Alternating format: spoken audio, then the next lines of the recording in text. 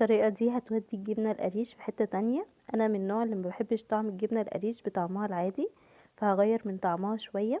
عندنا جبنة قريش الكمية اللي انتوا عايزينها، وهضيف لها جبنة كيري اللي هي جرين لاند لايت، دي طعمها تحفة قوي، ونص كوباية لبن. هبدأ ان انا احضر الكبة بتاعتي واحط المكونات اللي انا وريتها لكم دي، وهضيف شوية حاجات بقى كل واحد واضافاته. يعني انا بحبها مثلا بالاضافات اللي انا حطيتها، بابريكا وفلفل اسود وشوية حبة بركة. تمام.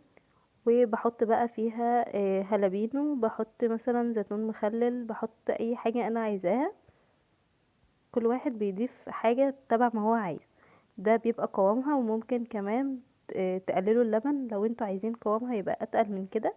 طعمها يا جماعة تحفة بجد، هتحبوا الجبنة القريش بعد ما تجربوها بالشكل ده.